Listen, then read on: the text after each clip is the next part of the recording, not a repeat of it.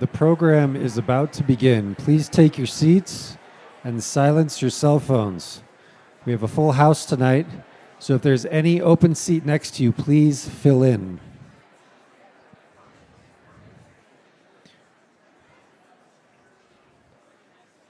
Please welcome to the stage Aspen Institute President and CEO Dan Porterfield.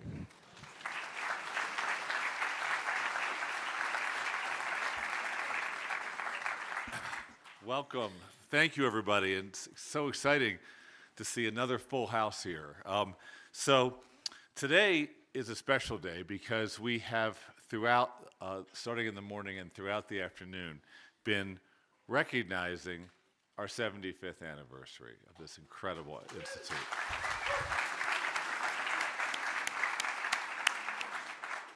And we'll be having further activities throughout this year to recognize all that this institution reflects here in this community where we were founded and now around the country and around the world in communities big and small. But it all starts here. This is our home base. This is our spiritual home. This is the community that we always think about first as we're asking ourselves, how do we live and work in a way that's most authentic to who we are and how we were founded? I have a few thanks I'd like to make first, especially to our Aspen Community Programs team led by Cristal Logan. And Cristal is right there.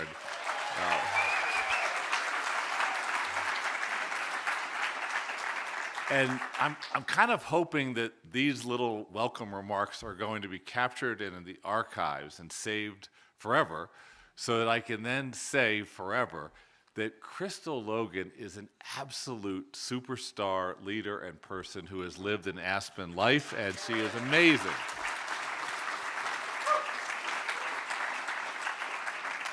We have a picture that we all look on from time to time with a big grin of Cristal as an infant in a drawer of a desk here that her father was working at. And your dad would be so proud, of course, for everything you do for the larger community as well as the Aspen Institute, one part of which was envisioning this great day with your staff. So thank you, Cristal. I'd like to also thank who's here with us today, Jinhee Kim, who is the Executive Vice President leading many of our public programs, and then especially Todd Breyfogle, who is right here. And you'll hear from Todd in a moment. But Todd, above all others at this moment in time, is the, if you will, the guardian and interpreter of our sacred flame. And he understands the meaning and value of this organization, how we were founded, and how we express ourselves in humanistic inquiry and difference-making and leadership development and the fostering of dialogue today. It's so perfect that you and David are in dialogue together.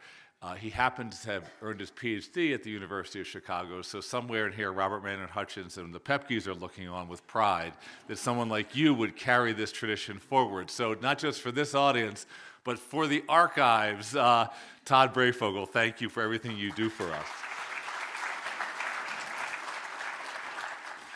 So you may know the Aspen Music School was celebrating the 75th last year, and so there's a big question about when exactly is the date of the 75th. Todd could actually offer the definitive answer to that question.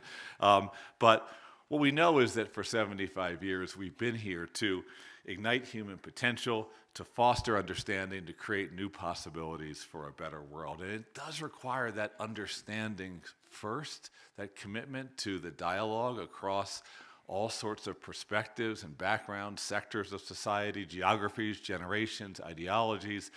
It's from understanding that we go forward with the best ways to make a difference for a world that is sometimes wobbling like a top. And I think that's our service to the society, is that we are one of the places that say, let's come, commune, think, question, learn together. And from that conversation, which can't be scripted, whose outcomes may or may not be even known to us when we begin, let's go make the world a better place. I hope the Pepkes look down on all of us are here, along also with Herbert Bayer. I hope they're looking down on us gathered here on this campus that Bayer designed, that they made possible 75 years later, and in some way maybe just think to themselves, we can rest easy. This group's got this place in the right direction. This community of Aspen values it.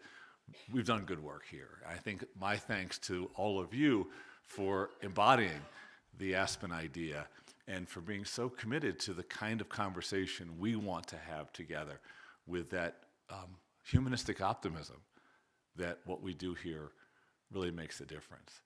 You know, and sometimes you hear that term, the Aspen idea, and then people quickly say something about mind, body, and spirit, which is true. But I think you as an audience, Todd, Cristal, our teams, certainly David Brooks, represent one other part in addition to mind, body, spirit, and that's mind, body, spirit, citizen. That this idea is that we exist in relationship to one another, to relationship with those with whom we live and work, actually relationship with those that we'll never meet perhaps in other parts of the world or other parts of the country or the state. The Aspen idea is that we are bound together in an inextricable network of humanity. I'm echoing Dr. King as I say that, and I think that there is an incredible alignment with the way that Dr. Martin Luther King saw citizenship in a good society and the way the Aspen Institute tries to foster that also. And on our 75th birthday year, it's just a good time to reflect upon the meanings of those influential figures.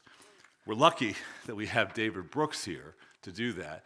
And of course, you weren't born 75 years ago, but if he had been around 75 years ago and they were organizing that first 1949 Goethe convocation, I am positive they would have asked David Brooks to be the keynote speaker. I am certain of that. And you know, we've spent the day thinking about the community and having Community Day that's as tied to who we are.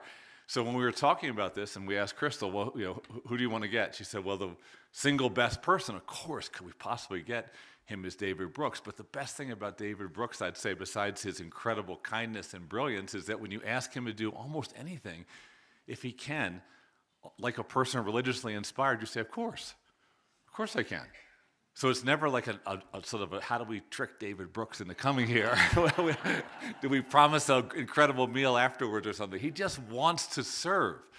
And I saw that service firsthand. I think David may say a word about this, but I want to say it to you. I saw that service firsthand, not just from reading the columns or seeing him on TV or going and saying things he said as if I said them to my friends, so I would sound smart, but I saw it when I was joining the Institute about 7 years ago, and David was considering joining as well. He actually came to us and said, I have an idea. I would like to go around to the country to further identify everyday human beings, women and men in local communities who are raising their hands and assigning themselves the job of making a difference. Not for resume, not for acclaim, but because they're called to live a better way. And I think we should shine a light on those individuals and out of that light shining, build a narrative all across our country, a true narrative that, of course, America is America because of that civic and community spirit that motivates us to try to help one another just because we're fellow citizens together. David chose to call the people that do that in an exemplary way weavers. And they were both exemplary and representative. And I remember you saying, you know, I'm not doing enough as a columnist in the New York Times. I need to do more. He can write a column in 2 hours in the morning, and then he's got a whole week ahead of him. And that's actually true. His wife, Ann Snyder, has validated that. But he said, what else can I do that will make a difference? And so David chose to join us. I remember asking him, we were having lunch near our offices in D.C., well, why the Aspen Institute? You could do this a lot of places. And you said to me, well, the Aspen Institute's the greatest convening organization in the world. And let's convene around this idea that there are weavers among us, and in fact, that all of us can weave if we just step back and reflect upon the value and the power for ourselves and for our communities if we give a little more. And so David joined us, and then went around the country using those well-honed repertorial skills to identify people in community, making a difference. We've had many of those members of the community now on our stages. David's written about them in multiple ways. He recruited a gentleman who's really an unbelievable human being to lead the project. His name is Fred Riley, and that's Fred right there.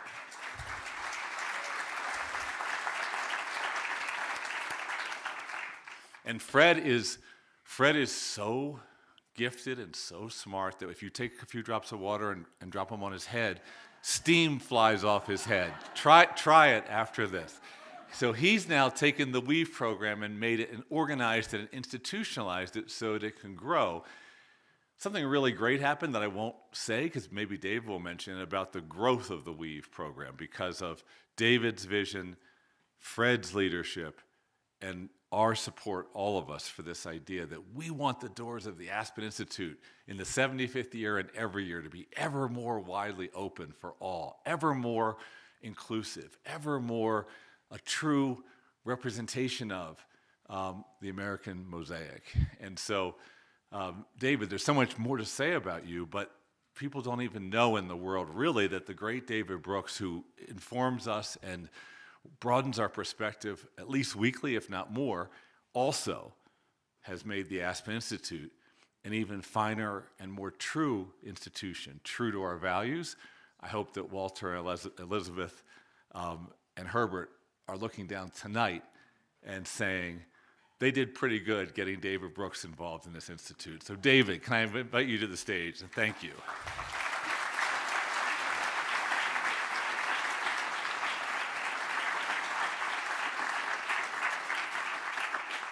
Thank you, Dan.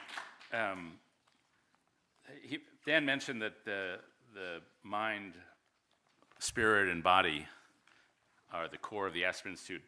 Todd is the mind, Dan is the spirit, I'm the body. And if you go to the American Lake Trail at about 1 p.m. tomorrow, you will see the body wheezing its way up. Dan is a person whose life has moral coherence. And I would say Dan's passion and interest in the core of his life is maximizing human talent. And that's true at Georgetown, it was true at Franklin and Marshall, it's true here at Aspen. And it's at a time, I think about this all the time, at a time when America is surrounded by threat and a sense of we're under assault. The response to that is no, we have the talent. And I have a friend who's an economist at George Mason who says, list all the problems America faces on one side of a legal paper, and then on the other side, write this sentence: America has more talent than ever before. And column B is more important than column A. And Dan has been involved in maximizing that. And it's a pleasure to be here with you, the real Aspen. I've been coming out for ideas for 20-odd years. That's sort of Aspen. But I walked into Carl's Pharmacy today, and the guy behind the counter said, David, good to see you again. And I was like, I have arrived.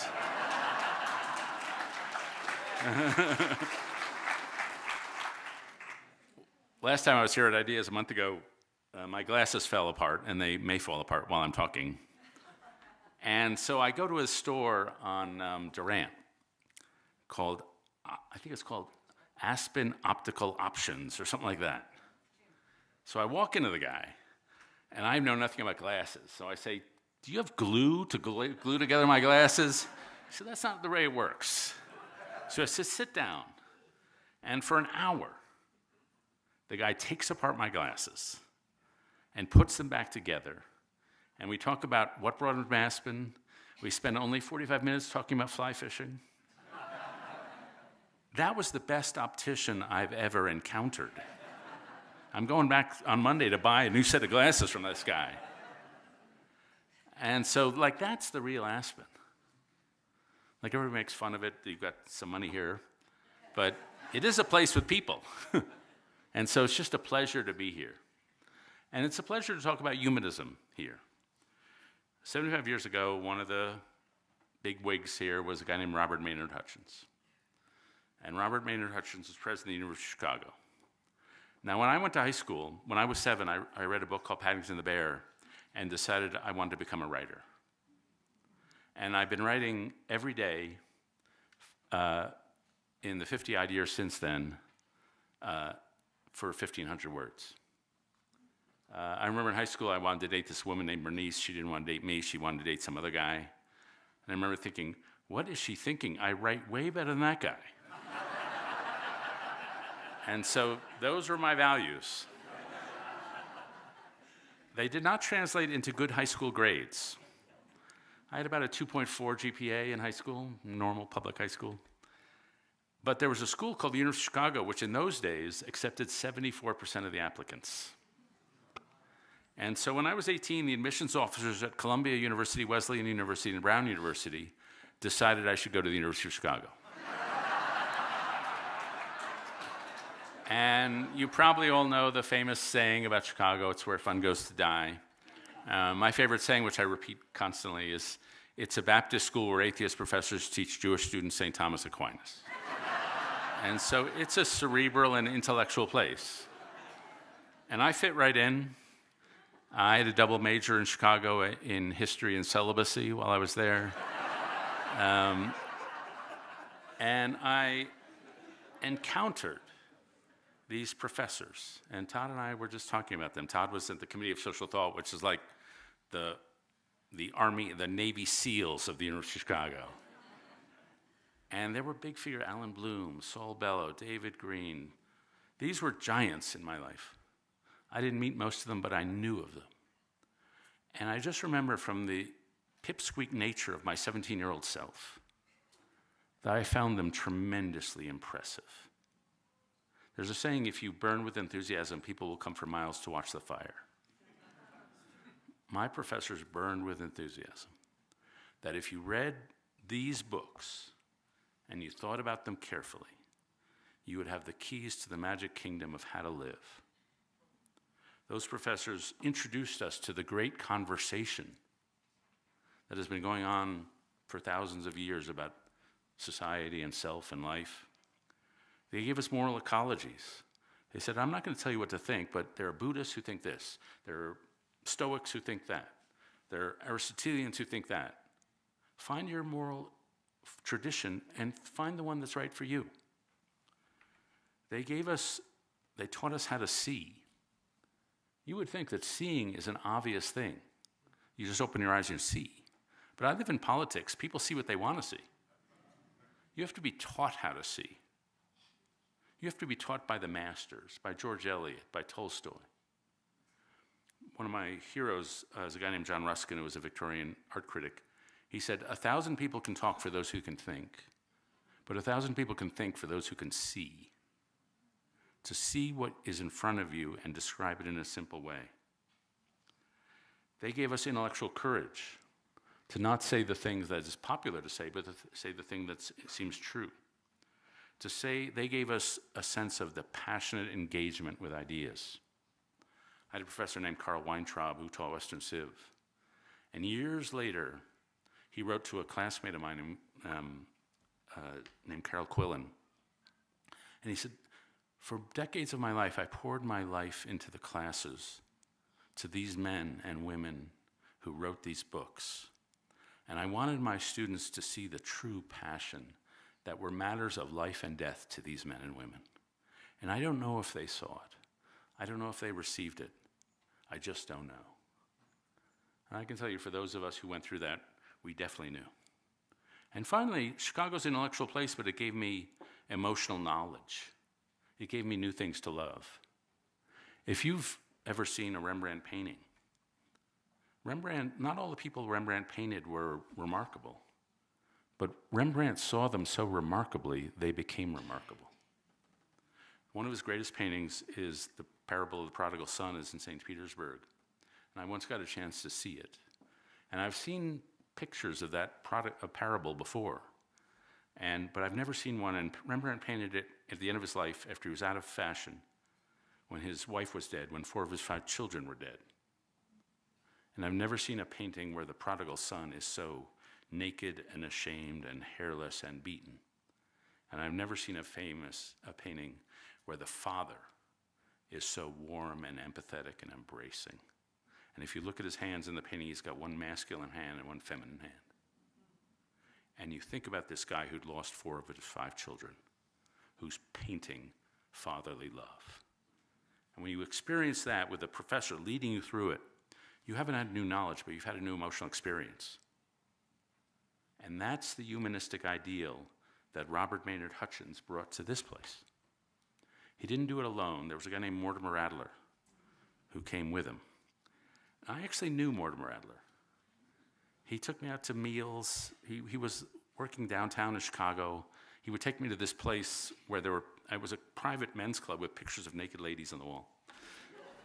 And he would always rip the menu from my hand and order for me the cheapest thing on the menu, which was strawberry crepes for $3.95.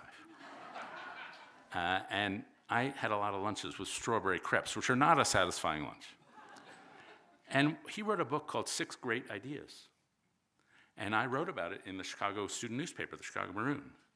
But unfortunately, in those days, you didn't email the headline in. I just called in the headline to my editor. And my editor misheard me. And so the headline of the piece was not 6th grade ideas. It was 6th grade ideas.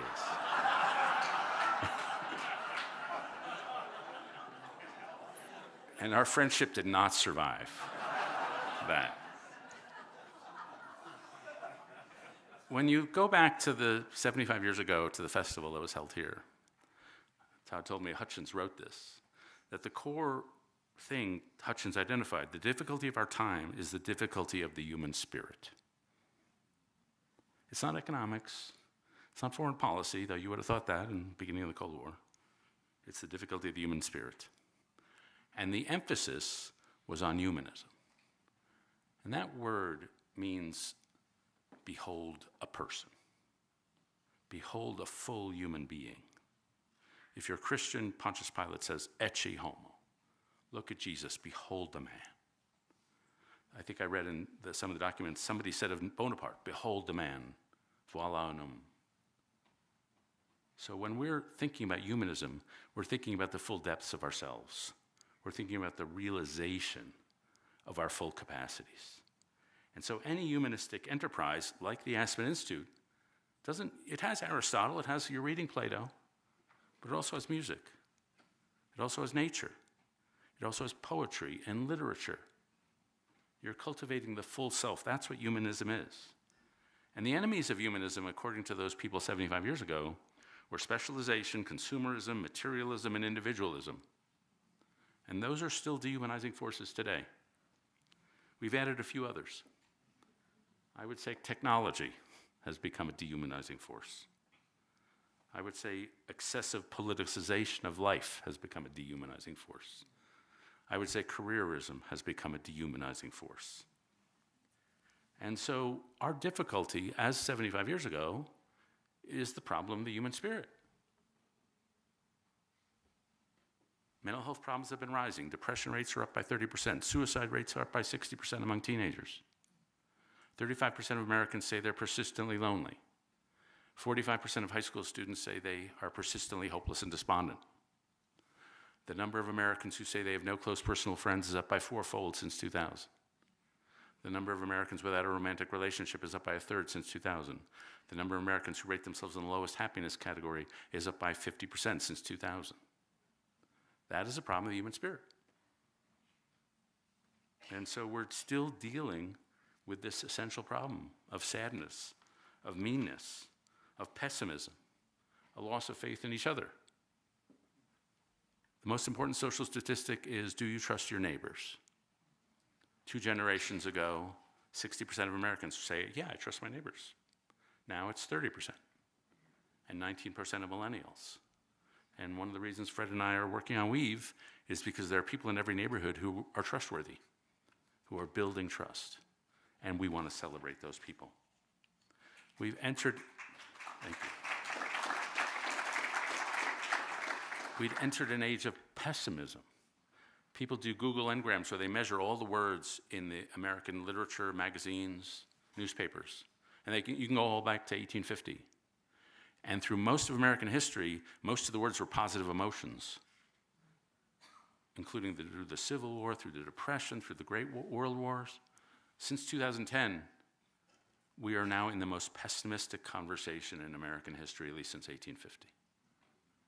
And so there's just been loss of spirit, sadness, and meanness, what Jonathan Haidt, who was here, sitting here a few weeks ago, calls vindictive protectiveness. And that is the core of our politics. Now, what's caused all this? Well, there's a psychologist who I follow, or did follow, he died years and years ago, named John Bowlby, an attachment theorist. He says all of life is a series of daring explorations from a secure base. All of life is a series of daring explorations from a secure base. We need that secure base if we're going to take risks. And that secure base is love of mom and dad, your attachment to your parents, but it's also a secure attachment to your community, to your place, to your profession, and to the moral order in which you are contained. We have a society based on individual choice, and we celebrate individual choice, which we should.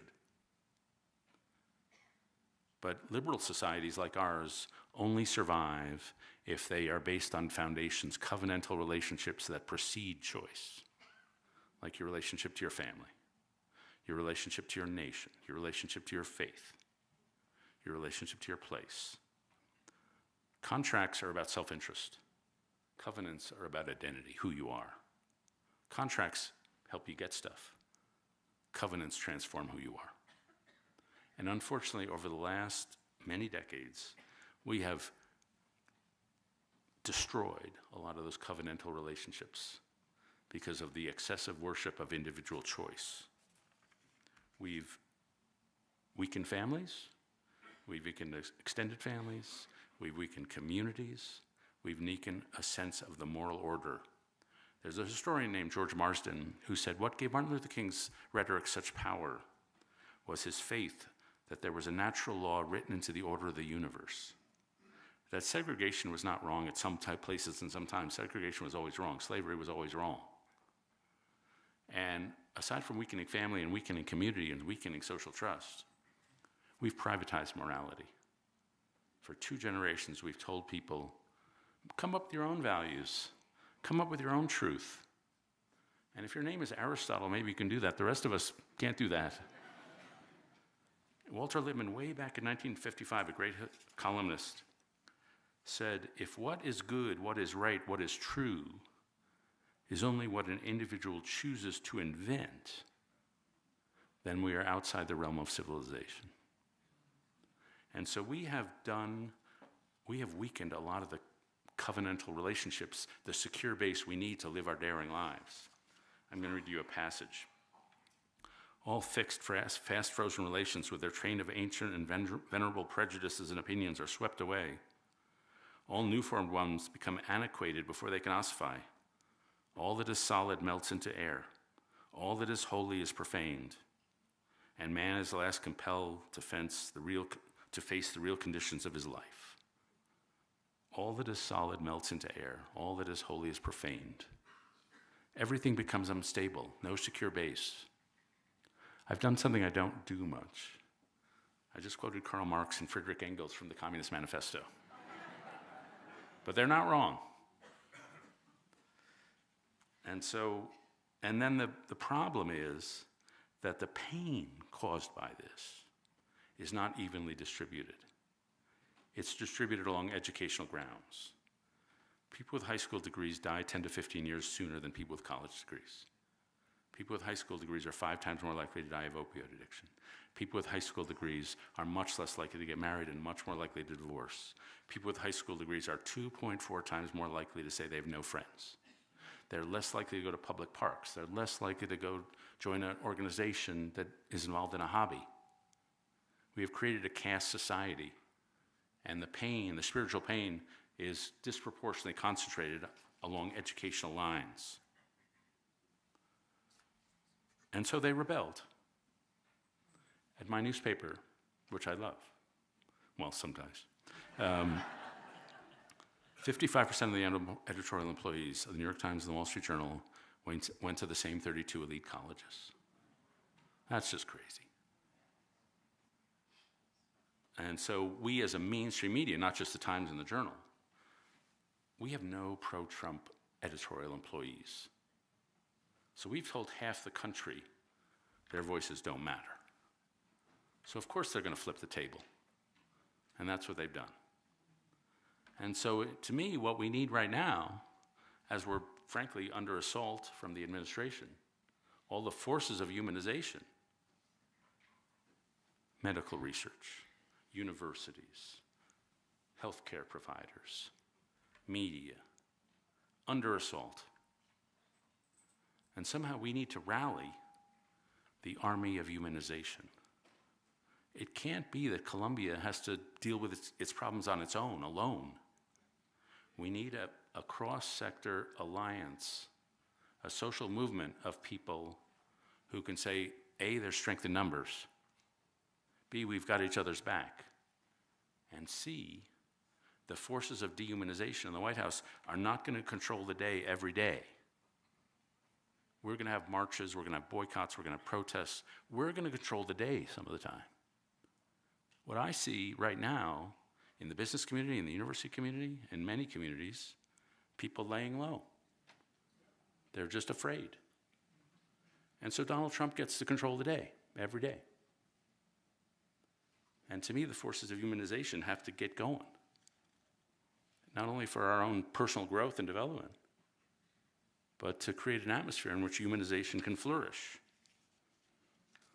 And one of the things we have to get going on is the idea of, which is at the core of humanization, which is moral formation. Now, moral formation is best defined according to the gospel of Ted Lasso. He was asked in his first season, what's your goal for your football team, FC Richmond? He said, it's not to win a championship. It's to make these young fellas the best version of themselves on and off the field. That's moral formation. Why are you here?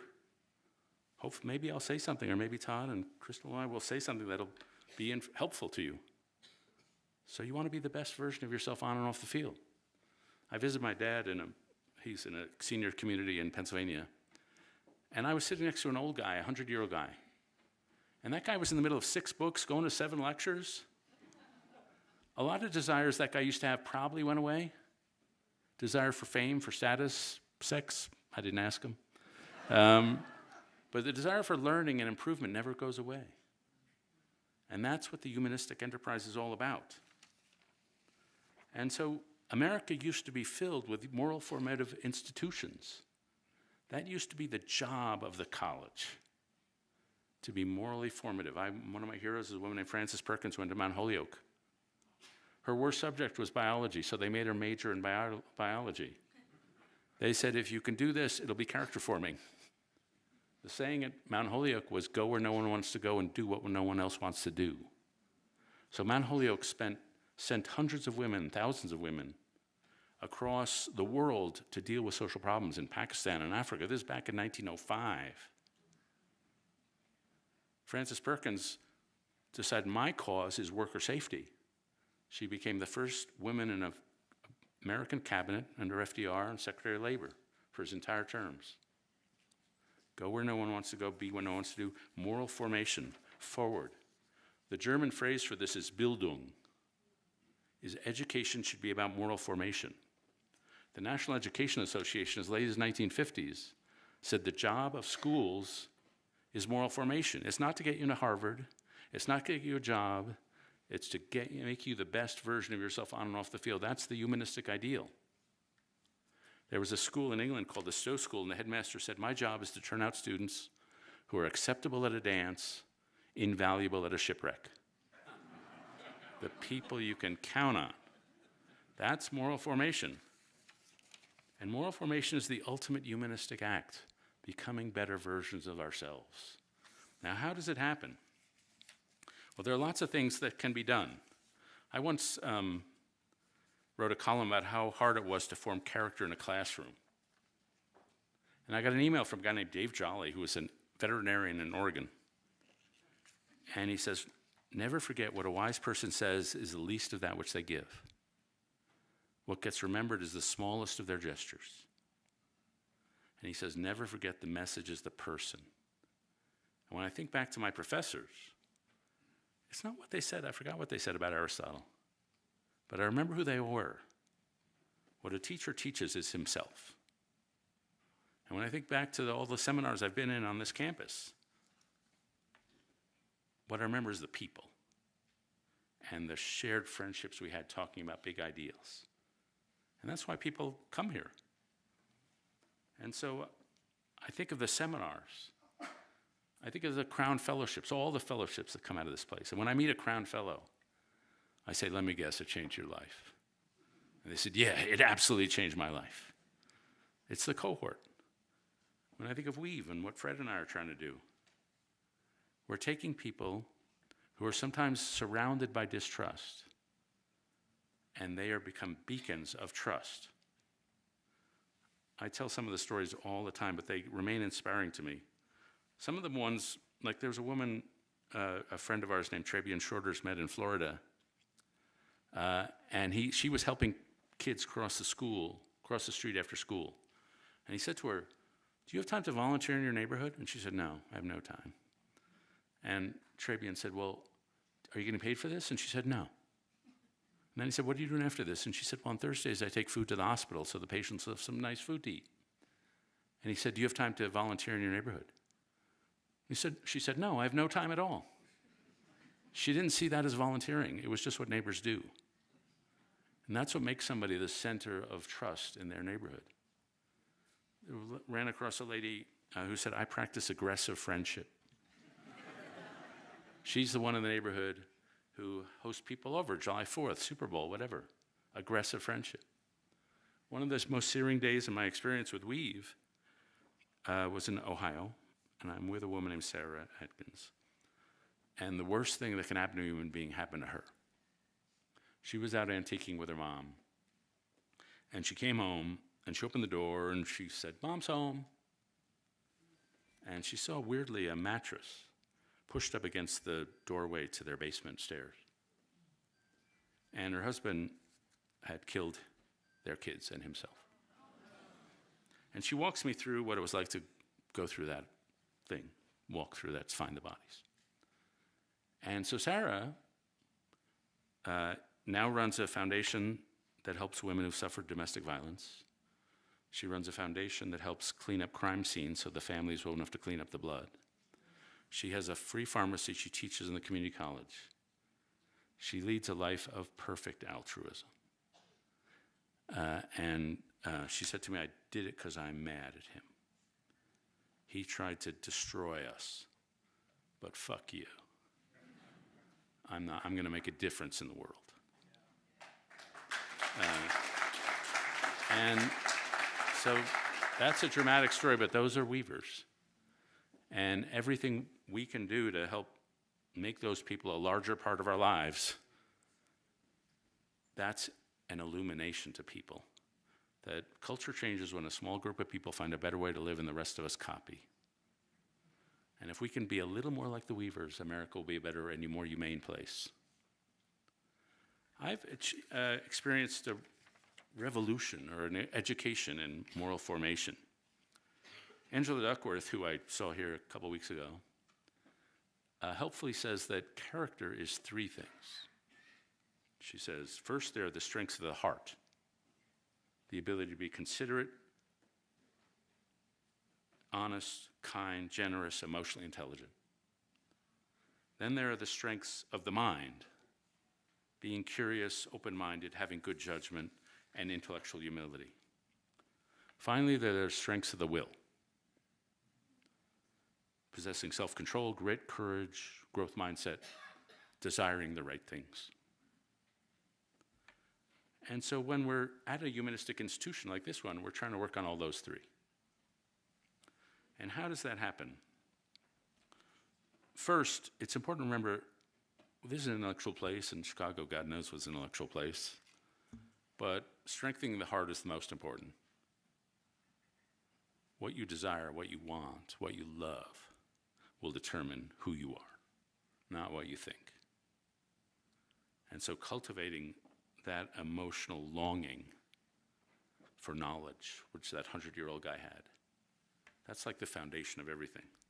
The second act, as I said, is learning how to see, but not seeing other people. Simone Weil wrote that the rarest and purest form of generosity is attention, paying attention to other people. The poet Mary Oliver said, "This is the first, wildest, and wisest thing I know. The soul exists, and that it is built entirely out of attentiveness." Iris Murdoch was a student of Simone, not a literal student, but a reader of Simone Weil, a philosopher and novelist. And she says, our job is to cast a just and loving attention on others. Normally, we see the world through self-serving eyes. But the heart of being a good person is casting a just and loving attention on others. I once read about Mother Teresa was interviewed by Dan Rather. And Rather asked her, when you pray to God, what do you say to him? And she said, I don't say anything, I just listen. And he said, well, what is God saying to you? And she said, oh, he's not saying anything, he's just listening. And if you can't understand that, I can't explain it to you. It's that quality of attention. Many years ago, I was in Waco, Texas at a diner having breakfast with a lady named LaRue Dorsey. LaRue Dorsey was 93, and she presented herself to me as a stern disciplinarian. She'd been a teacher, and she said, I love my students enough to be tough with them. And I was intimidated by this drill sergeant lady. But a mutual friend of ours, a guy named Jimmy Durrell, who's a pastor who pastors to the homeless in Waco, comes into the diner. He knows us both. He comes over to our table. He grabs Mrs. Dorsey by the shoulders, and he shakes her way harder than you should ever shake a 93-year-old. And he says to her, Mrs. Dorsey, you're the best, I love you, I love you. And that drill sergeant lady I've been talking to, in an instant, turns into a bright, eye-shining 9-year-old girl. With the quality of his attention, he brought forth a different version of her. It's in part because he's a warmer person than me, but in part because he is a pastor. And so when he sees anybody, he sees someone made in the image of God. He sees anybody with a soul of infinite value and dignity. He sees somebody so important that Jesus was willing to die for that person. You could be Christian, Muslim, Jewish, atheist, agnostic, I really don't care. But seeing each person you meet with that level of reverence and respect is a precondition for treating them well. And that's the quality of attentiveness. The third stage is having good habits. And we learn morality the way we would learn a craft, like carpentry, by being surrounded by people who are doing it, who are teaching us in the craft, by being surrounded by a moral ecology. When I was a baby pundit 23 years ago, I got a job on a show, which I'm still on, because so risky, called the PBS NewsHour. Thank you. This is actually younger than our demographic, so I'm very pleased with it. My joke is if a 93-year-old lady comes up in the airport, I know what she's going to say. I don't watch your program, but my mother loves it. And but when I started that show, the host was Jim Lehrer. And when I said something on the air that was cheap and crass, I could see his mouth turned down with displeasure. And when I saw something he thought was smart and worthy of the show, his eyes would crinkle with pleasure. And so for 10 years, I just tried to avoid the mouth downturn and get the eye crinkle. And he never said anything to me. But with those little gestures, he created a moral ecology. This is how we do things at the NewsHour. And he didn't just do this to me, with everybody. And so Jim has been dead, 7, 8 years. But the moral ecology he created is still there at the NewsHour. This is how we do things here. And I would venture to say, all of us who are involved in Aspen now, Hutchins, Pepke, those founders, their moral ecology is still here. Mortimer Adler with his strawberries. And so that's a great thing to be able to do, is to create a moral ecology around you. And then finally, basic social skills. The humanistic ideal is about teaching people to be considerate to each other in the concrete circumstances of life. We can have big moral arguments about abortion and gay marriage and things like that. But I'm just interested in common sense morality, treating each other considerately. I had a student at Yale where I used to teach. I only teach the schools I couldn't have gotten into. She said I had 4 boyfriends, and all of them ghosted me at the end. None of them had the guts and the courage or the skill to have a breakup conversation. So she said, of course I'm distrustful. Those basic skills have been declining in America and are the primary cause of all this distrust. I remember I went to my high school reunion, the 5th reunion, and nobody had taught me how to get out of a conversation gracefully in a cocktail party setting. So my only move was, I've got to go to the bar and get a refill. So 20 minutes into my high school reunion, I'm so drunk, I have to leave the reunion. But there are ways to end a conversation gracefully. And so these are the process of humanization. It's a lifelong growth. And we come to places like Aspen, because Aspen is the epicenter. And at a time when things are dehumanized, when the forces of power and domination and power madness are abroad in the land, these little islands are surprisingly resilient. And I'll just close by talking about a little of that surprising resilience. So I was at a bar about 18 months ago, and if you had seen me, you would have said, sad guy drinking alone. But I call it reporting.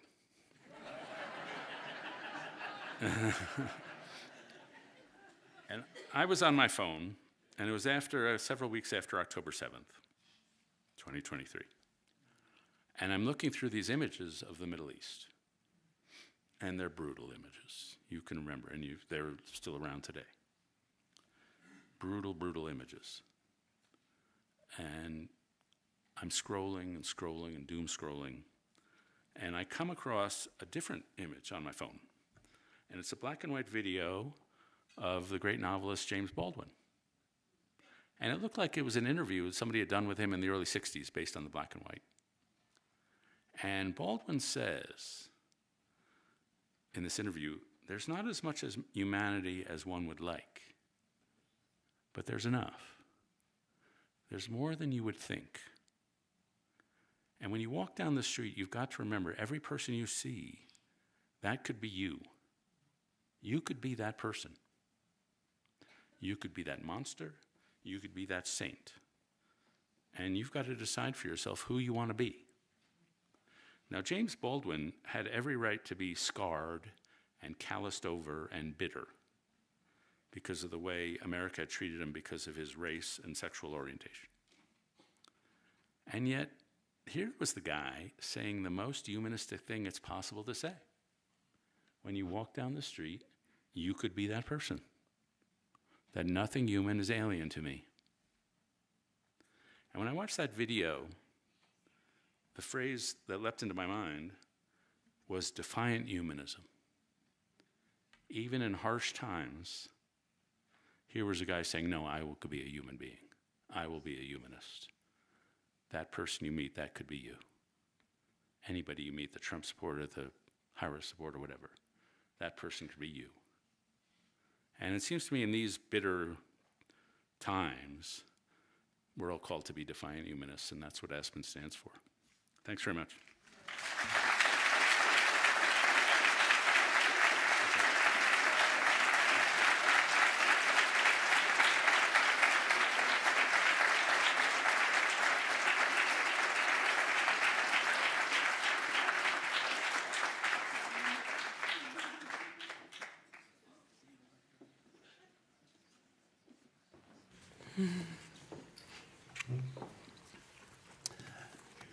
Thank you, David.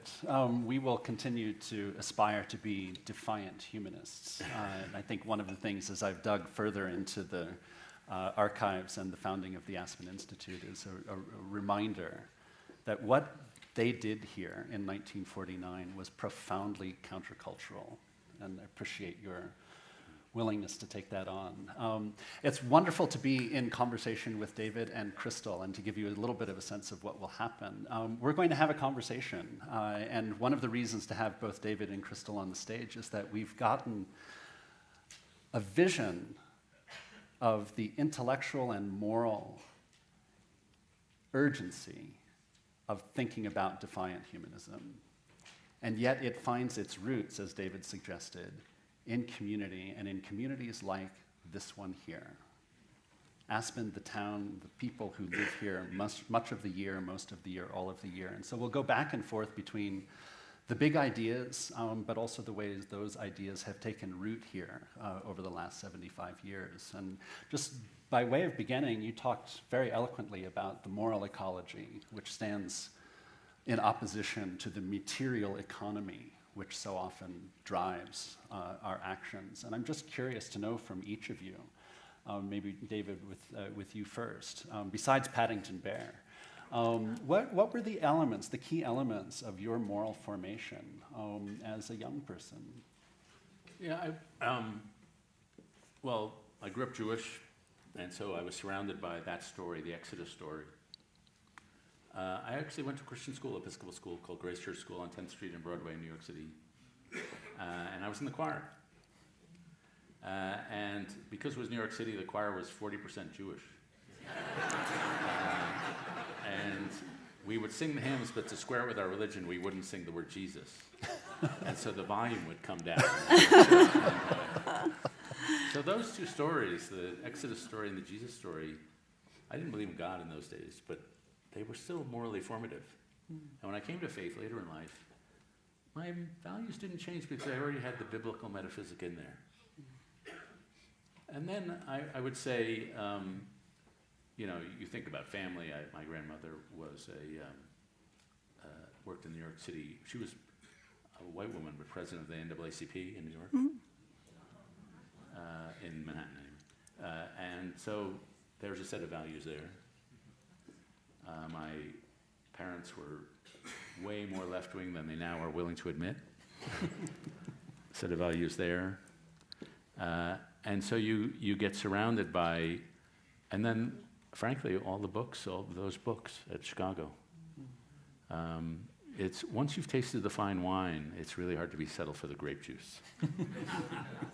But then I would say, the final thing I'd say is, I mentioned I'm going to go to American Lake tomorrow. So I go there every year. And I went there 14 years ago, and I usually don't talk about this. I was up at the top at American Lake, and I brought a book of prayers, which was weird because I didn't believe in God. And it was Puritan prayers. One was called High and Lowly, Meek and High and Holy, Meek and Lowly, I think. And I'm reading it at American Lake. And I have a sensation of the universe fitting into place, that I was being held by some sort of order. And I remember the sound of clicking, like a Mercedes door clicking. And I don't own a Mercedes, and that's your job. But that was a profound moment for me. A sense that my material categories for the universe did not encompass reality as I experienced it. And that began a long journey and a very wayward journey of faith. But it happened right here in Aspen, Colorado. Wow, great. Thank you. I was going to ask you, actually, how important place has been for you as part of your moral formation. It was something that you mentioned in your talk. So apart from American Lake, I'm curious, have there been other places that have been formative in that way? Yeah, the brownies at the Jerome Hotel. Was that before or after legalization? No, these are, I think they call them like brownie skillets or something. If you haven't eaten them, go to the Jerome Hotel and have those damn brownies. Place, I sat in that Grace Church, and it's a beautiful, if anybody's been there in Lower Manhattan, it's a beautiful Gothic church. And again, way before I ever had any intimation that I was going to be a faithful person, I went to Chartres Cathedral And when you go to Chartres, whatever you believe, and I've talked to atheists and Jews, and everybody has this sensation, some of the celestial grandeur pokes through.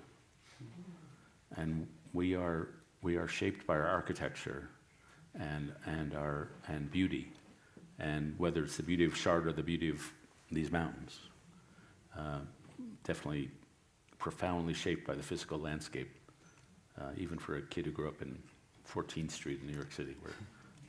Well, I'm reminded as you talk about American Lake that Simone Weil, whom you quoted, says that prayer is the highest form of attention, which is related to that sense of longing. What are our loves? What do we long for is where we put our attention, and that's how our moral formation develops. But Cristal, I'm curious, as Dan said, you've lived your life, your family has lived for many generations here. What has your moral formation been like, and how have you thought about the importance of place? I would say that the fact that I've grown up here in the Valley with many generations still alive. When I was growing up, I had my grandparents and my great-grandparents and my great-aunts and uncles, and I would say that, and then also my parents, we were mildly part of the Methodist Church because that was the beautiful church on our street. But I would say that their religion was hard work and taking care of each other and taking care of us, and that strong family bond of the life that we forged here over many generations. And so I would say that does build a moral fabric within yourself, because you want to, you see the example of your family members taking good care of each other. So I would say that's, and then certainly here in the Valley, spending time in nature, spending time just going on hikes and trips with family, that certainly was a foundation. Any particular family members that you want to tell a story about, just out of curiosity? Gosh, they're all amazing. I don't know how it would relate right now to your question, but maybe in a moment. Yeah. I grew up outside of Boulder, Colorado, and I remember at a time I could ride my horse as an 11-year-old down the railroad tracks, which I now recognize was probably not the best idea, into Main Street, Louisville, where I could get my hair cut in the morning by the guy who was the mayor in the afternoon. Oh. Louisville isn't quite like that anymore, but it really, sort of shaped this sense, as you were saying, a place of safety where you could take risks, but also an environment where an 11-year-old could be kind of free range and make those experiments in life. And I will say that my family situation was not an especially safe or secure one, but my grandmother, who was the daughter of immigrants from the UK, entirely self-educated, I think had a high school degree, but like the professors you were talking about at the University of Chicago, my grandmother, her passion for ideas, for literature, for art, she would drag me in the afternoon when she would come visit from upstate New York on Saturday and say, "You will listen to the Metropolitan Opera on the radio."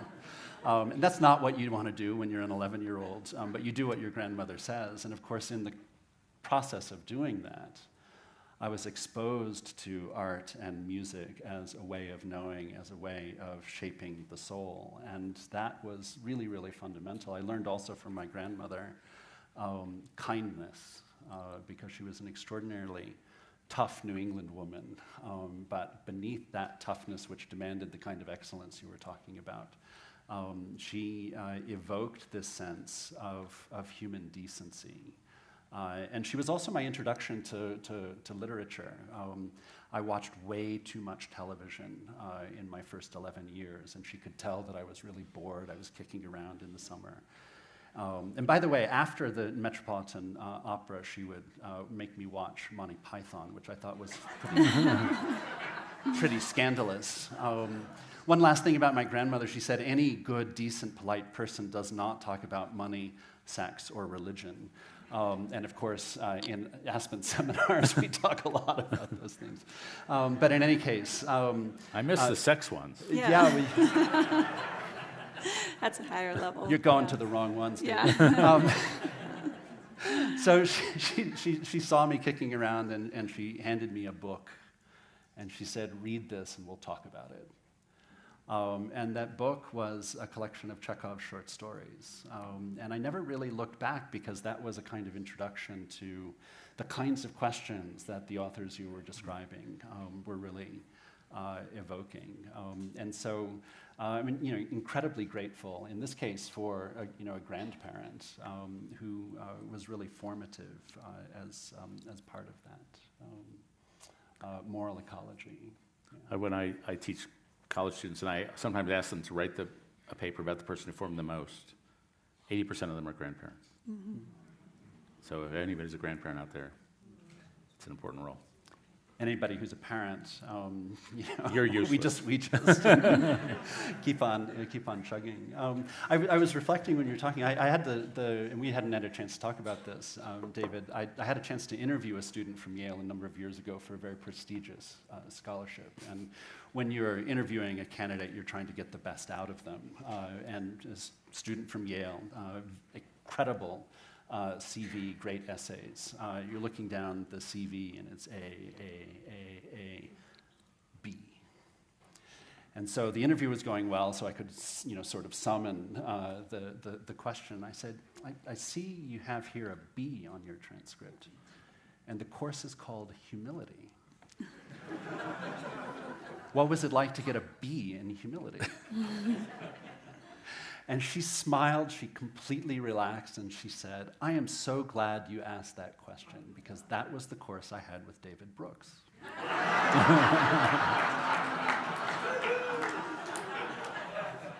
And so I said, well, you tell the story. And she said, no, it was wonderful. It was probably the single most important class I had at Yale. And I got a B because every week we had to write an essay. And I would write the essay, and I would get it back from Professor Brooks. And it would say, B, you're writing what you think I want to hear, not what you really think. And after about 7 weeks, I guess she finally got to the A. And so as you were talking about intellectual humility as an important part of moral formation, as we think about the contemporary culture, is humility still a virtue that we can find a way to celebrate?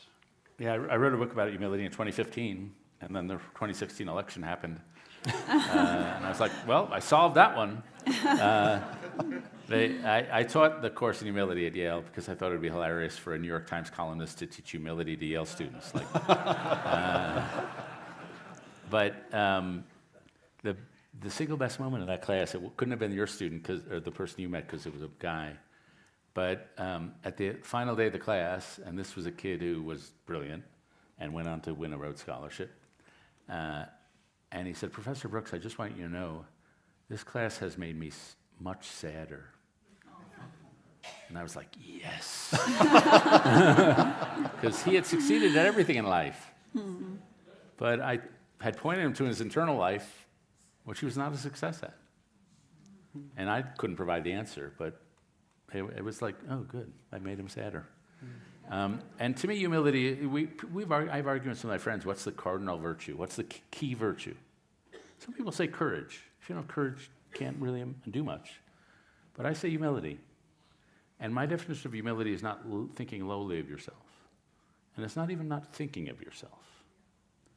It's accurate self-awareness from a position of other-centeredness. It's the ability to actually know who you are. So Abraham Lincoln was a very humble man, but he also knew he had pretty great skills at some things. And so when you have humility, you can do one thing I didn't talk about character formation, which is self-confrontation. You can point and say to yourself, what is my core sin? And so George Marshall, who led the army in World War II, he knew his core sin was ambition. And so he made a rule with himself, I will never advocate for myself to get a job. And the one thing he wanted in the middle of World War II was to run the D-Day invasion. Operation Overlord. And FDR pulled him into the Oval Office and said, would you like to run the Operation Overlord? And instead of just saying yes, Marshall said, what I want is not important. You do what's best for you. And FDR asked him 3 times, and 3 times Marshall said, it's not about me, it's about you. And FDR took the chance to give it to Eisenhower and Marshall.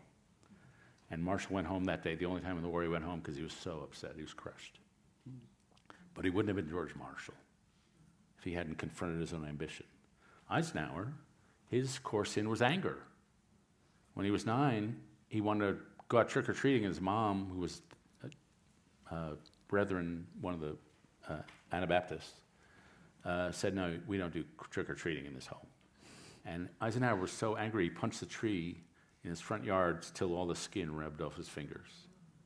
And his mom sent him up to his room to cry for an hour, and then came up an hour later to bind his wounds and said to him a verse from Proverbs, he that conquereth his own soul is greater than he who taketh a city.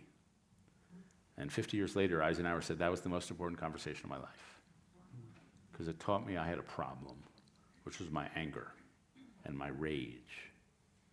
And he knew if he was going to lead men and women in battle, he couldn't be furious all the time. And so he had these tricks, like he would write, all the people he hated, he would write down their names on a piece of paper and rip them up and shred them, and like just to purge his anger. And he turned himself into sort of a charming country club kind of guy. But that was all a creation. He was humble enough to confront his core sin. And we all have to do that. We all figure out, what is the thing I do that I don't like? And confront that. And that's part of growing up. And I often think of the Aspen Institute as being the answer to the question, where do I go to confront myself and the world? Walter Pepke said that the purpose of our dialogues is to become more self-aware, more self-correcting, and more self-fulfilling, in the sense of putting our talents in service to something greater than ourselves. I'm going to be defiantly humanistic here for a second, and since you ran afoul of dear Mortimer, I'll do the same. A friend of mine who may be in the audience pointed out that Adler's Syntopicon, the 101, whatever it is, great ideas. 101 is a lot of great ideas. And humility is not among them. That doesn't surprise me. With all due respect to our dear Mortimer Adler. But it does raise the question, how does one, not necessarily teach humility, but how does one learn humility if some of the most important things in life can't be taught, but only learned? But Cristal, you've been a wonderful supporter and intuitive, I'll just call it an intuitive humanist. You didn't go to the University of Chicago, but you've had this wonderful experience in the Valley and with the Institute. What's your first memory? I know about the picture, but what's your first memory of the Institute? As a child, since my dad was working here when I was really little, I used to ride one of those rolly chairs down the auditorium aisles. That was and what an was early your dad memory. doing here? He was. It's kind of hard to explain. He was very young. He was supporting the seminars department and kind of all around guy. So I don't know how to describe it, but there are some pictures of him in some of the pivotal books written about this place. So. He had a key Do you role. remember your first seminar? Like, were you rolling around on Oh, no, I wasn't. I didn't get to. But, of course, running around this campus as a child, it was magical, just pure magic. Yeah. And we've worked a lot on the Great Books program and the other community programs, Great Ideas, Shakespeare, and so forth. Where did that love of books and ideas and the kind of humanistic spirit that you embody, not only in the programming, but in yourself, where did that come from? I would say that growing up here in the Valley, I always really defended, when I saw in the 80s when we were getting a reputation for being a playground for the rich and famous, from a tabloid standpoint, I remember thinking as a teenager, no, that's not us. That's not who we are. We can't be known for that. We have the Aspen Institute. That's who we are. And so that was definitely woven into my psyche throughout. And then certainly my time here, I can go into, the magic of what we've created here, but it's continued. Well, do you want to say a little bit more about that? Both, and one of the remarkable things about Cristal, and I've gotten to know over the last 20 years, is not only the work that she does here at the Institute, but the way in which you're interwoven into the nonprofit, especially fabric of the Valley. So would you be willing to talk a little bit about that? So sure. The first 50 years of the Aspen Institute, we really were focusing on the leadership and values seminars and the policy programs. We didn't really have a public face. So we got the reputation for being, a little closed door or closed off to the public. And so in '99, we started a full-time effort to start planning ways for the community to get involved in what was going on over here in the West End. And also, more importantly, we started creating community programs. And we started, this was John Bennett and I, we started with the high school program. So we created the Leadership and Values Seminar, the executive seminar for high school students. And we saw from day one the transformational effect that this curriculum and that this methodology, the Socratic method of dialogue, had on teens. And fast forward to today, we host several of these seminars for students starting in 8th grade through high school. Here in Aspen, we have one in Breyfogle. And then we have a virtual seminar that anyone in the country can take part in, but we have several of these opportunities for teens to take part. But the whole ethos behind the community programs is to make everything accessible, affordable, open door, open to all. So that's what we've been doing for the last 26 years, and it's been the most amazing dream job for me and my team. And many of you have experienced and have helped us create these programs. They're truly of, for, and by the community. We have local people moderating. We have local people from Aspen to Glenwood and beyond, coming to all of these programs loyally throughout the year. And it's just been a magical extension of what we stand for, but it's also, you can just see the friendships being forged, you can see the conversations being had, you can see the understanding being built amongst people with differing views, and then the effect that it has had on the teens, the teenagers who have gone through the program are really heartwarming. And if I could tell a quick story about that, in part, so I found in the archives the earliest high school program that at least I've found so far is sometime in the early 70s. And we're also running workshops in the early 70s, or our predecessors were, on ecology and biology for high school teachers, which is an element of the diversity of the kind of programming that we've been doing from the very beginning. And I should have mentioned on the table outside, there's a little brochure on the short history of the Aspen Institute, but then there's also a slightly longer document that gives you an outline of the many different programs, some of which happen here, but most of which don't happen in New York or Washington, but they happen across the country, indeed across the world. But this is something that will warm your University of Chicago heart, David. And my wife, Allison, who's in the audience here, has been really instrumental in conceiving and also moderating. For a while, we co-moderated these seminars for middle and high school students. And one summer, maybe about 10 years ago, Justice Kennedy called up and said, I'm coming to the Valley because I've got grandchildren in the Valley, and I care a lot about civics. Do you think you could get a group of middle schoolers together so that I could have a conversation with them? And called Cristal and her team up, and we said, yes, we can. I mean, it's a little difficult because it's summer and they're on holiday.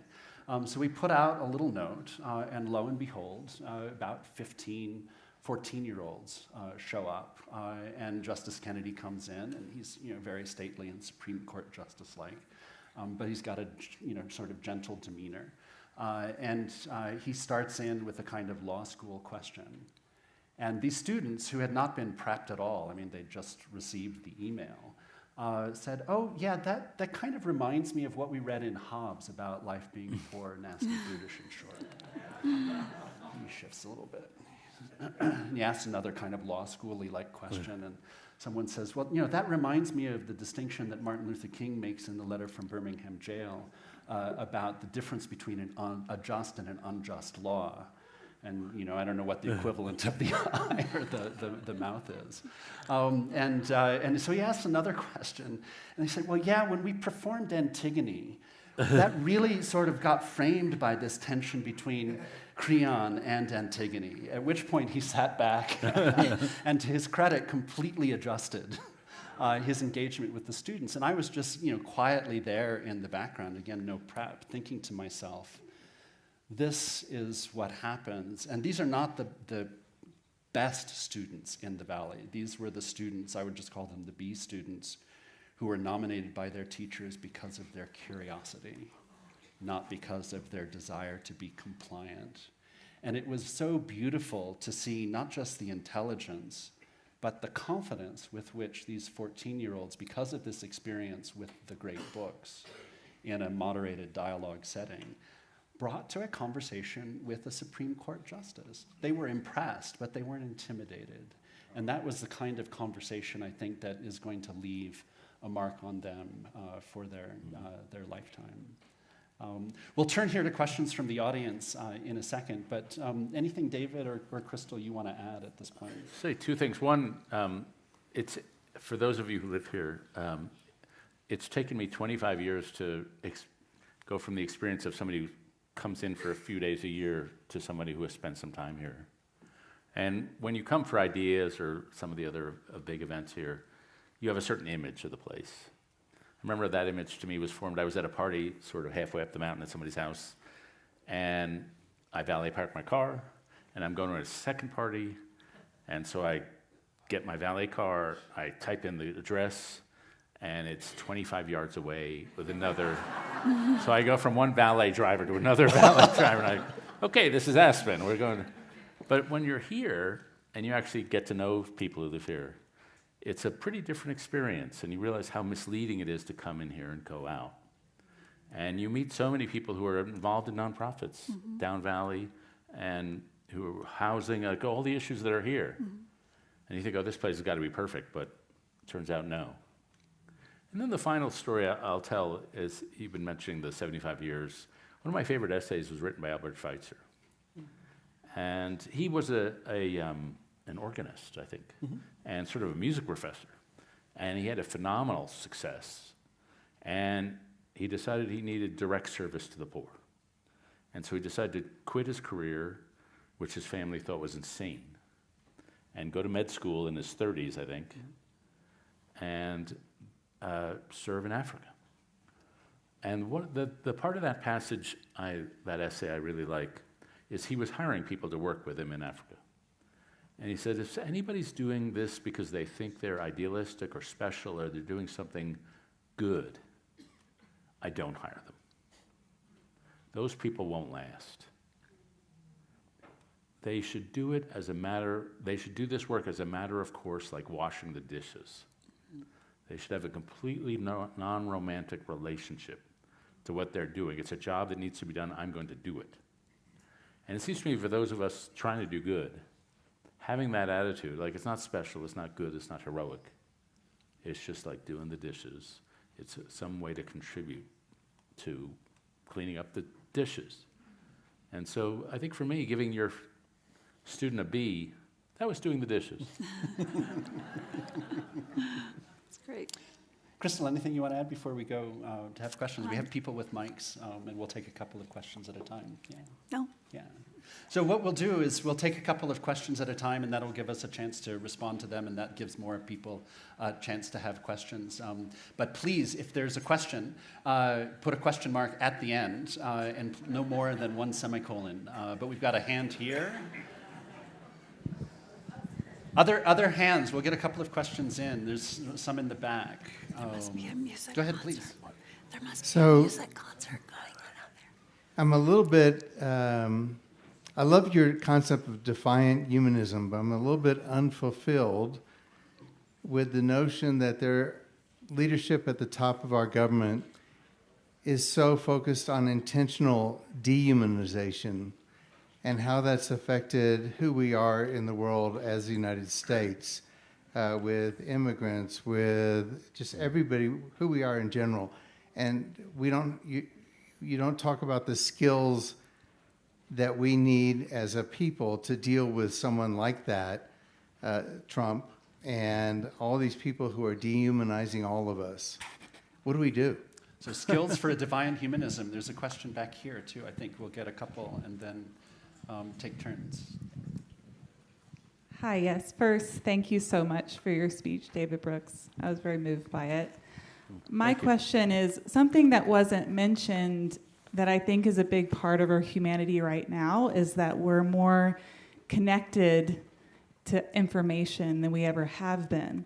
So I'm curious, even from like a moral ecology point of view, how you balance that, how you stay grounded with all the information coming at you, both the positive, the negative, everything, and choose what you react to, choose how you keep your nervous system sound, and balance that from a humanistic point of view. So moral formation in a hyper-information age. Another question or two. There's one here, Ari. Yeah. I have simple needs. I just want your book list from the University of Chicago on how to start the great conversations. Will you publish that somewhere? A book list. One more question back here behind you, Ari.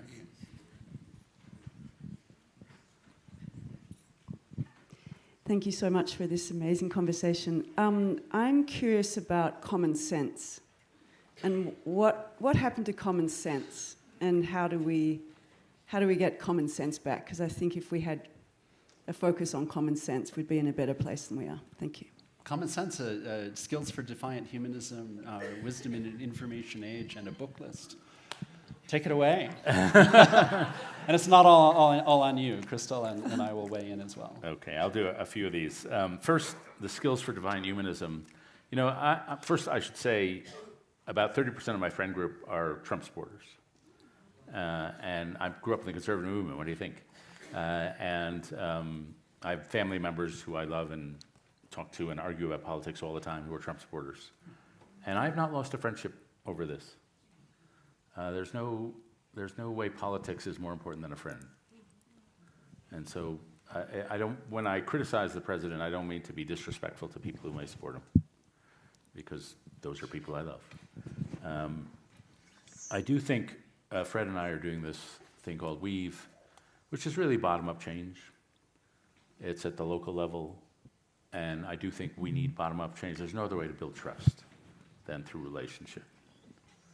But I also think at a time when, and forget Trump, put all the political class together and the media class, when society is being ripped to shreds from the top, it's hard to do bottom-up change. And so we need, and this is why I talked about that, the social movement that is willing to stand up to what we're in the middle of. And in my view, a lot of what Trump says is, obviously, I think those of us in the educated class, we're 40% responsible for this. We really did create a caste culture. We really did isolate ourselves from the rest of America. And so what Trump is Trump is the wrong answer to the right question. And so I do think we need a social movement that will end the period not just of American global populism, but global populism, that sees society as divided by class warfare, the elites versus everybody else. And the way we move beyond that is by doing what Dan Porterfield does, social mobility. We need to create a society in which every young man and woman or young boy and girl has a chance to rise and succeed and has faith in the system. And so to me, that requires a social movement, not just local control. And so those are the skills of creating a social movement. The way I grew up in the conservative movement, with Bill Buckley was my mentor, Milton Friedman was my mentor. And that led to Ronald Reagan. And if you create a social movement around every young boy and girl has a chance to succeed, we're going to make them maximize their talents. That's the kind of social movement that can create trust in America. As for the information age, it's just so hard for me to read novels. I'm as addicted to everybody else. Jonathan Haidt, who was sitting here. And so every time we have a new technology, we have to learn how to master it. I have a buddy named Andy Crouch, who, before he looks at a screen every morning, he goes outside and looks at the sky. And he has rooms in his house where no screens are allowed. And he has an hour a day a week, a month a year with no screens. And so to me, that's an example of somebody trying to learn with this technology. I've been in 100 high schools probably in the last 2 years, which are creating no phone schools. And not only the teachers love it, the students love it. So we're learning to control the technology and just to sit around, and that'll lead me into my book list. I was transformed in Chicago by a book I'm not sure I recommend, but it changed my life, called The Reflections on the Revolution in France by Edmund Burke. I was a lefty. I was marching. I was a revolutionary. I wanted to overthrow the system, bring forth the communist nirvana. And I read this conservative guy, and I thought, this guy is so stupid. And then I became a police reporter in Chicago. And Burke talks a lot about unintended consequences of good well-intentioned social programs. And I'm sitting there reporting in a place called the Robert Taylor Homes or Cabrini Green. I thought, holy shit, that guy Burke was right. And so you get these books, they change your life. But I would say, the book, I'll close with this. I mentioned learning how to see. And there are two people who are the masters, in my view. George Eliot, who held British morality together at a time when British morality could have tanked. And then Leo Tolstoy. And I'll just give one little quick story. Anna Karenina is a cliche to say it's my favorite novel, but it is my favorite novel. And there's a scene in there where there's a young girl, 17 years old, named Kitty. And Kitty's going to a ball. And Tolstoy describes what it feels like for her. Her hair is perfect. Her dress is awesome. She has a velvet choker around her neck and it fits perfectly. And Tolstoy was a middle-aged guy. How does he know any of this? But he could describe what it feels like to be dressing for a ball and you look great. And she goes to the ball, and she's the belle of the ball. She's the beauty of the ball. Everyone is looking at her, paying attention, asking her to dance. And she thinks for the final dance, this guy named Vronsky is going to ask her to dance and ask her to marry her during the dance. And she looks over across the room while she's dancing with somebody else and sees Vronsky with a look of total love on his face. And her heart is like swelling.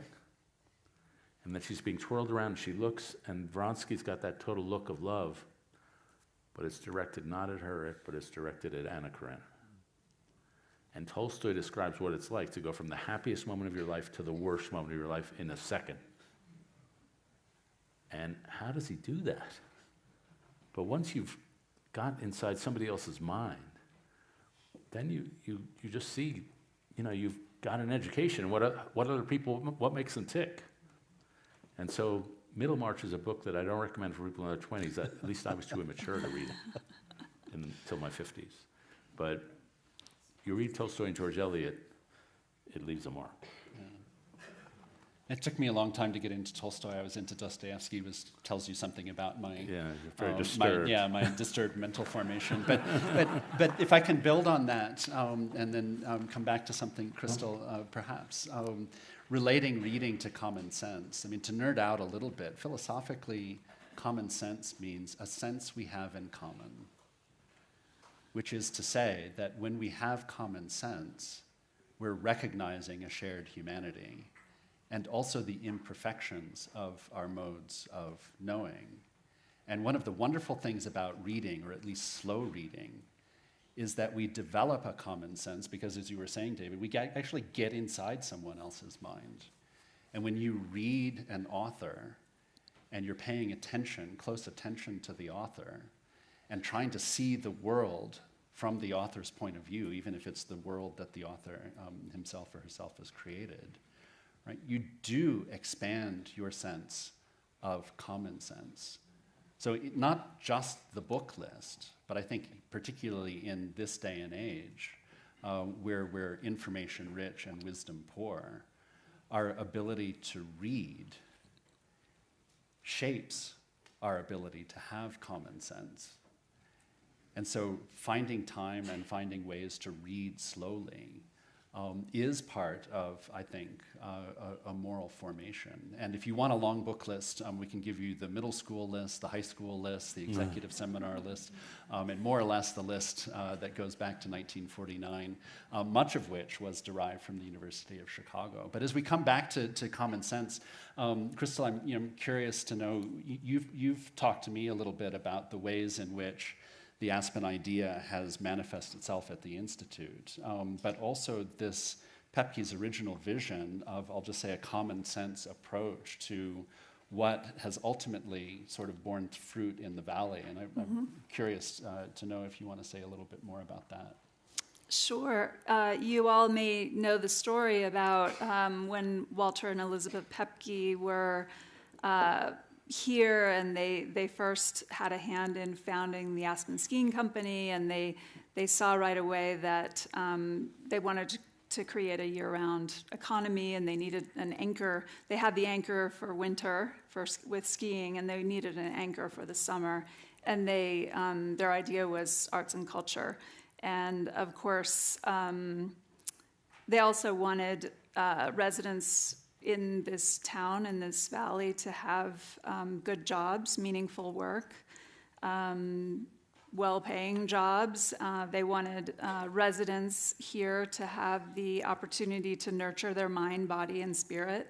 They didn't want it to be just a vacation town where the residents and workforce were kind of left behind in the equation. So it was really amazing and thoughtful the way that they designed this, and sparked the cultural renaissance after '49. And so, of course, we saw the flourishing of the Aspen Music Festival and the Center for Physics, and of course the Institute came first. But then all of these amazing arts and culture organizations that we have now, which is really, I would say, the economic driver to, it's certainly in the summer, the economic driver that has made this community what it is. And it makes sense that we have some of the most stable and valuable real estate in the world, because we have the highest quality of life when it comes to, where people want to park very large amounts of money to invest in living here. So, that stable quality of life that was created and that all of us are nurturing with the fact that we're running this amazing year-round place where you can really nurture your mind, body, and spirit. It's pretty brilliant that the Pepkes saw that from the outset, and that we're all the beneficiaries of it now. Yeah. And we'll come back to questions in the audience. We'll have to wrap in about 10 minutes. But as the microphones come through and the hands go up, I will say that Elizabeth Pepke was very explicit that Aspen had it all. But the way she framed it was not in the spirit of contemporary entertainment, which is how you spend time, but in an almost Aristotelian notion of leisure, which is where you gain your humanity by participating in, right, lying on the hill and looking up at the stars, as we heard in the Herbert Bayer talk, the hill in Anderson Park, or reading in conversation with friends, going for a walk, music and art and so forth. And I think that's also the challenge for the consumerist culture of information, is quite different from the celebratory spirit in which we enjoy leisure in that Aristotelian sense. We have hands back in the middle here. Was there one back there? Some over here. And it's hard for me to see with the lights, so I'm going to depend on you all. Thank you. Hi. I have a teen who's aiming to go to University of Chicago, and as a mother, I'm a little bit concerned. Does the fun really die in Chicago? All right, more questions. We'll come back to that, I promise. Yeah. Other questions? Given the crisis in humanism and morality that you've been discussing, and given what we know about how human beings learn from birth onwards, shouldn't, as a society, our main focus be on strengthening the family? Strengthening the family? Family. Yeah. Please. I have heard, David, that you wrote a piece that criticized the lack of courage in fiction writers, and yet it sounds like there's very little that you don't read. And I'm wondering what you said, and I'm wondering if your suggestion is that we go back to the great books and find refuge there from what may not be written these days that satisfies our psychological, humanistic needs. Thank you. One more question. Back there, I guess. Yeah, thanks. Yeah, thank you. You've spoken a lot about values. The one value that I haven't heard you address at all is the value of truth. They're just small questions. Yeah. First on Chicago, it's a lot more normal than when I went there. When I went there were 5 guys for every woman. And I did, because I was an amateur sociologist for the school paper, I handed out sheets of paper in the library asking people about their sex lives.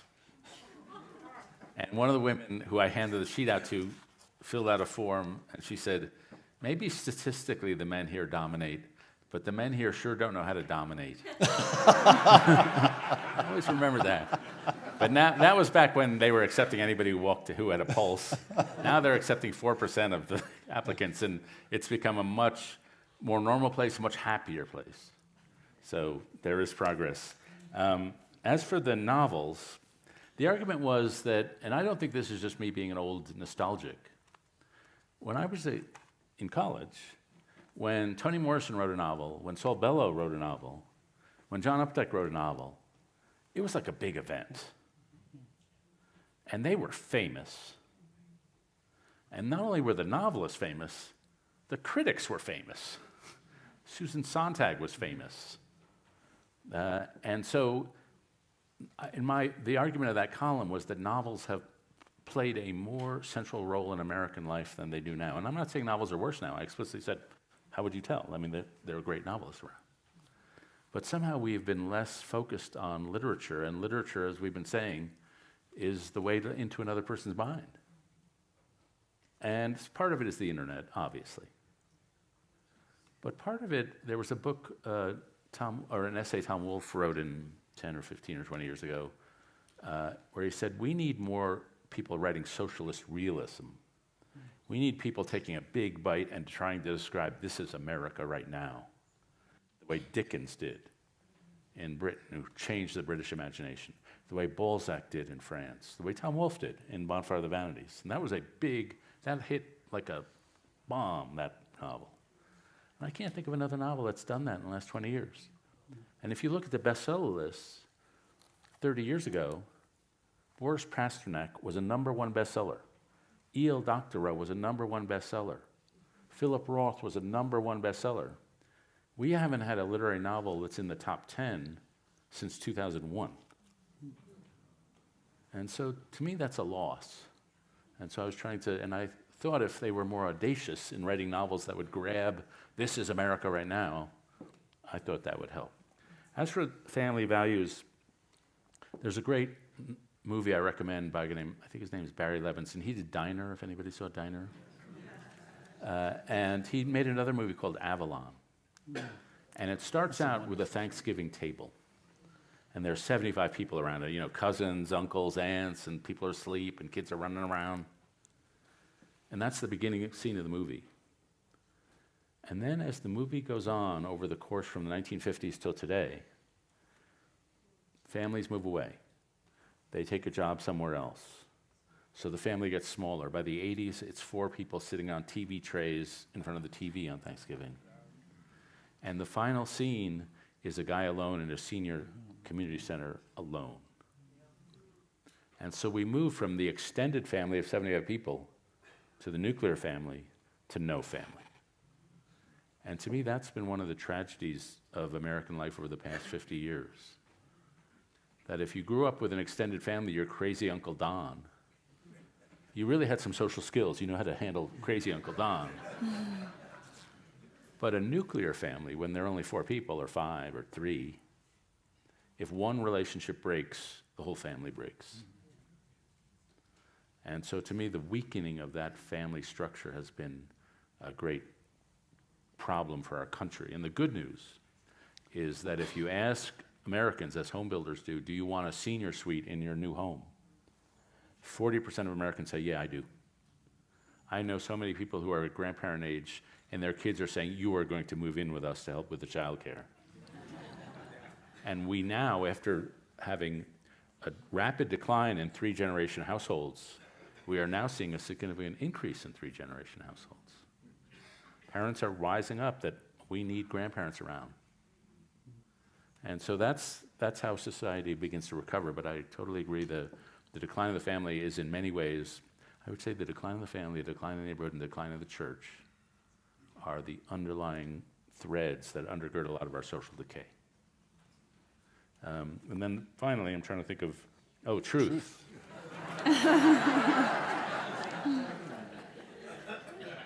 I'm notionally for it.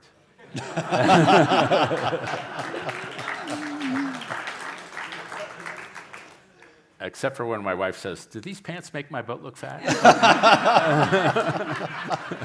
No truth.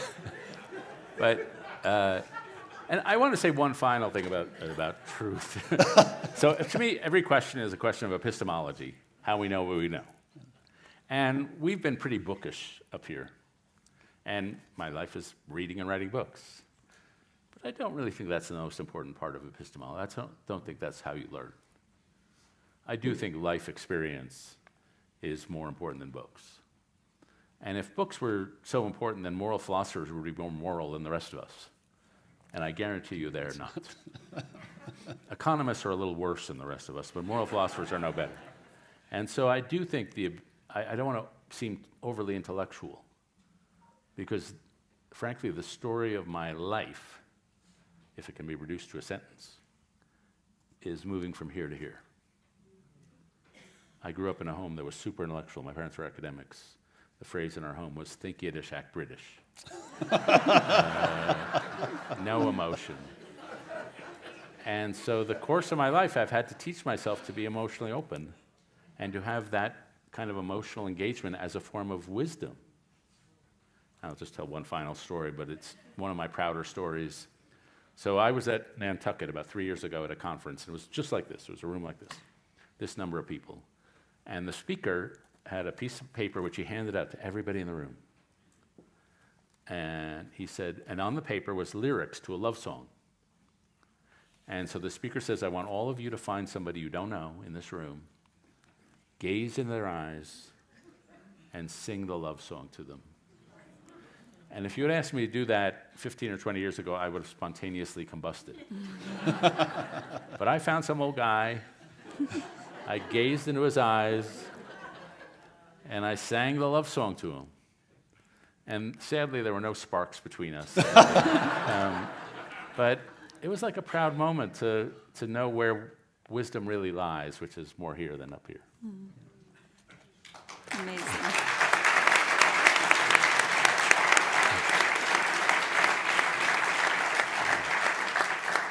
So we'll wrap up here in just a moment. If I can build on that briefly, I mean, it seems to me that the habits of the family are where the habits of the heart are formed. And when I first started teaching undergraduates in the year 2000, I would do an informal survey. How many of you, your parents read to you?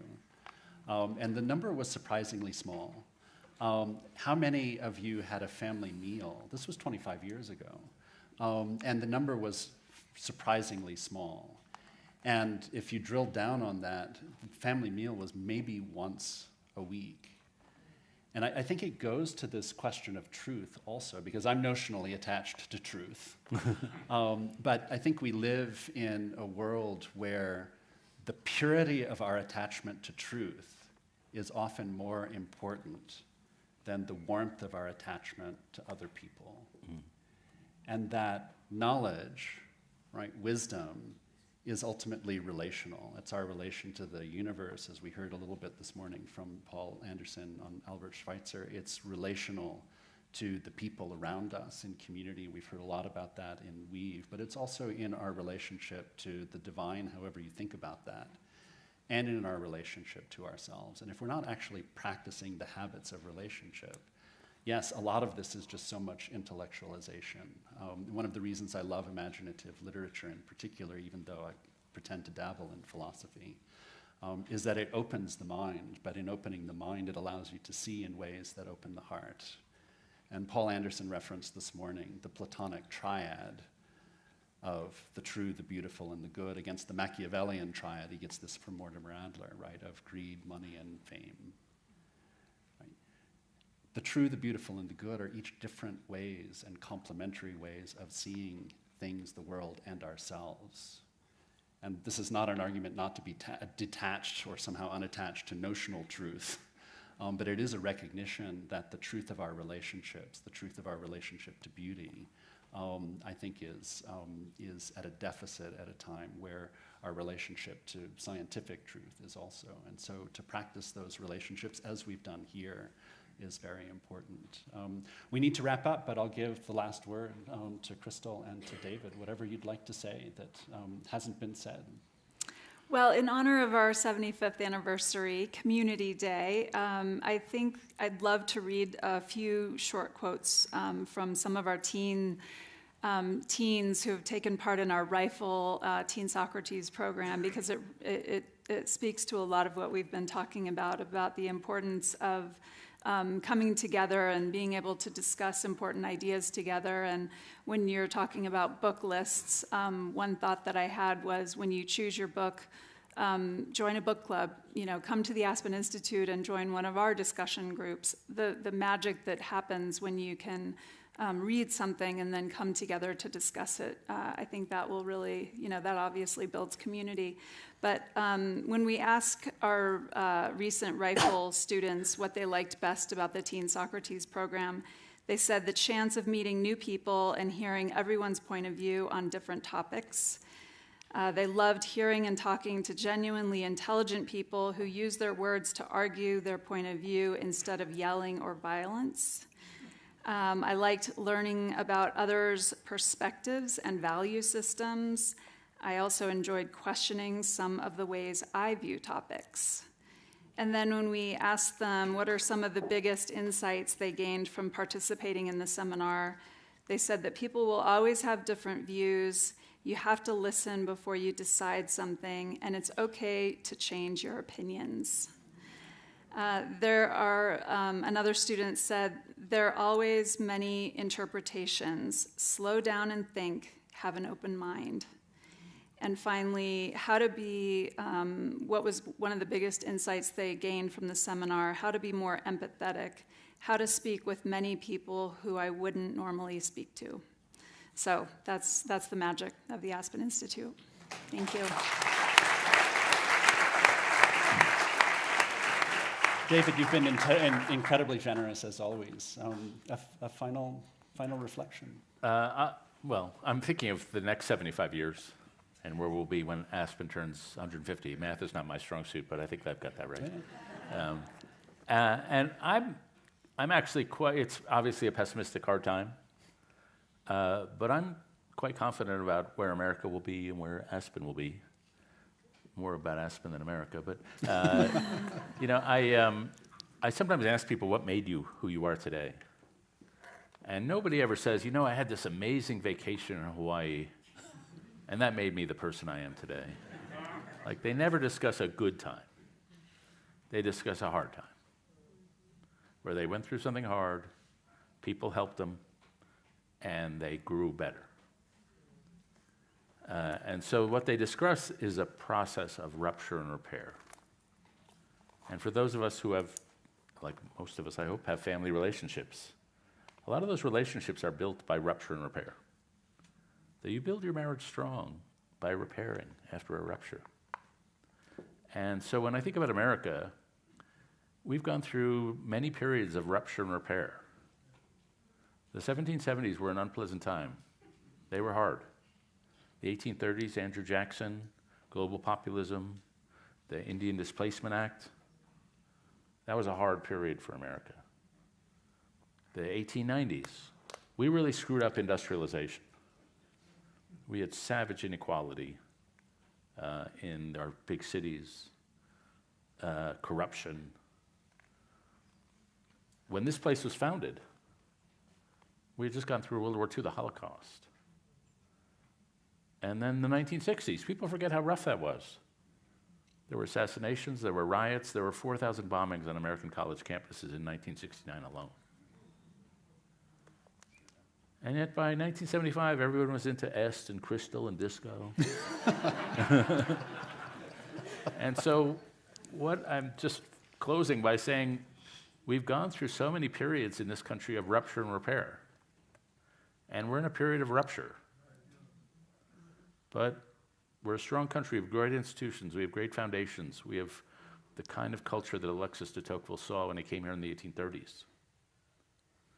And I have every confidence that, as in the past times, there'll be a period of repair, and meetings like this are part of it. So, thank you. Bravo. Bravo.